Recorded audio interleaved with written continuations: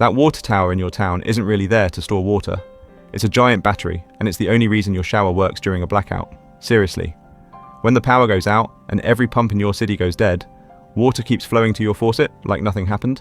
And the thing making that possible is that weird tank on stilts you've driven past 1,000 times without ever asking the obvious question. Why is it up there? Think about it. If a town just needs to store water, a tank on the ground would be way cheaper. No giant steel legs, no climbing 200 feet in the air to paint the town's name on it. A ground tank would hold the same water for a fraction of the cost. So why does almost every town in America lift millions of pounds of water into the sky? Because the height is the whole point. The water is almost beside the point.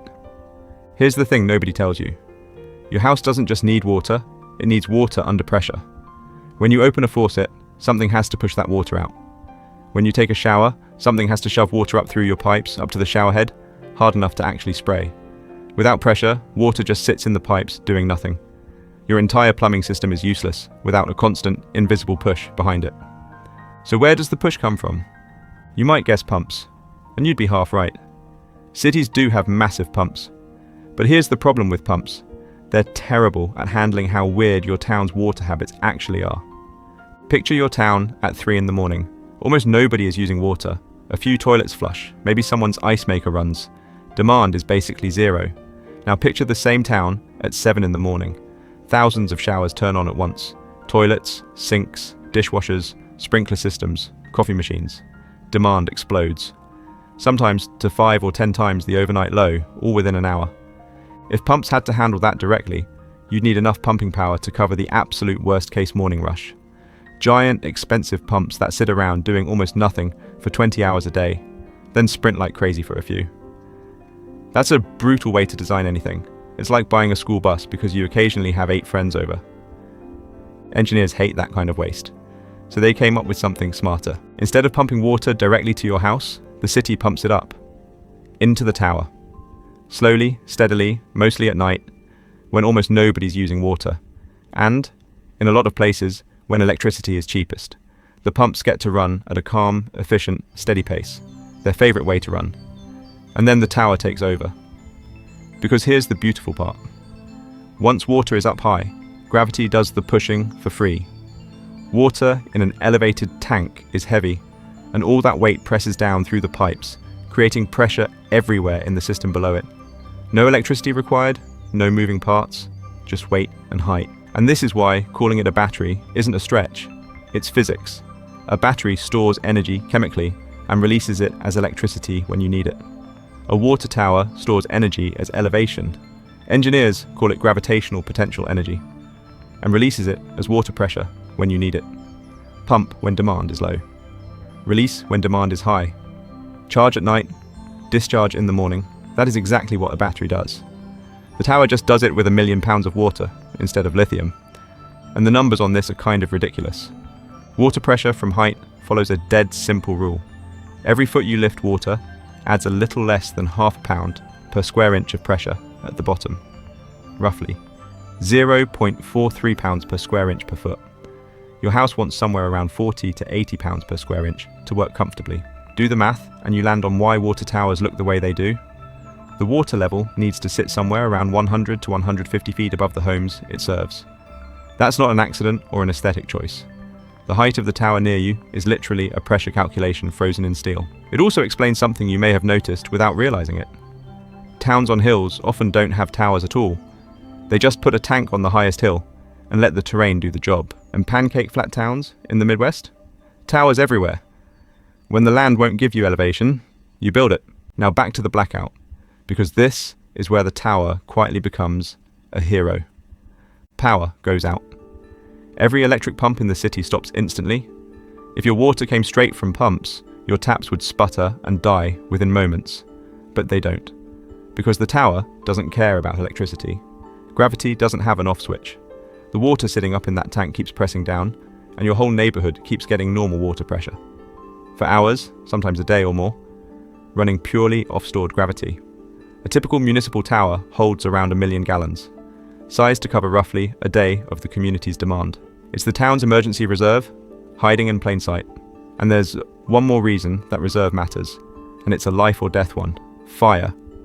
A working fire hydrant can dump over 1,000 gallons a minute, A big fire might need multiple hydrants running at once for hours.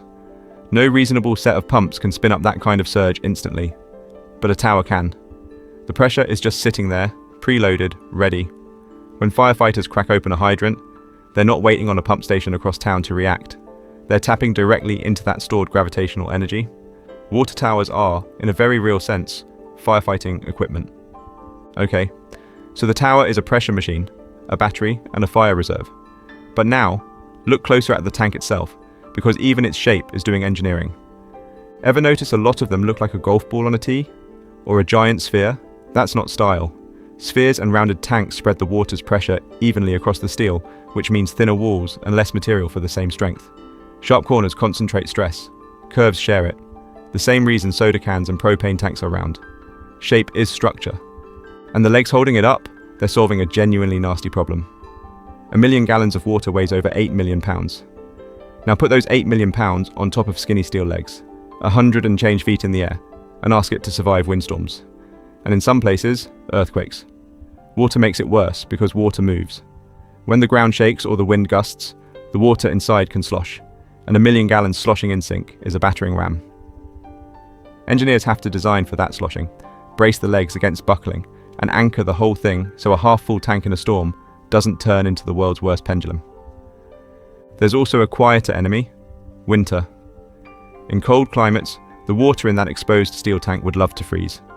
So systems are designed to keep the water moving, cycling in and out daily.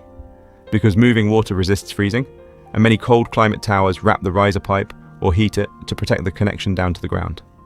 The tower you drive past in January is quietly fighting ice the entire season. So the whole system runs like a loop.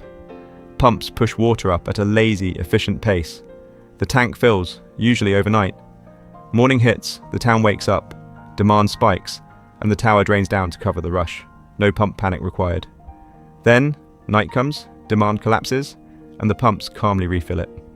Charge, discharge, discharge. Every single day. Your town's water system is breathing, and the tower is the lungs. And once you see this pattern, you start seeing it everywhere, because engineers reuse this trick at insane scales. The biggest batteries on Earth right now aren't lithium at all. They're called pumped storage hydropower plants, entire reservoirs where the power grid pumps water uphill when electricity is cheap and plentiful, then lets it fall back down through turbines when the grid needs power. And the same exact idea as your town's water tower, scaled up to the size of a lake. Gravity storage is one of the oldest, simplest, most reliable energy tricks humans have, and your town has been running it since before your grandparents were born. Which honestly makes the water tower one of the most underrated machines in your entire town. It has no motor, no electronics, basically no moving parts. It just stands there.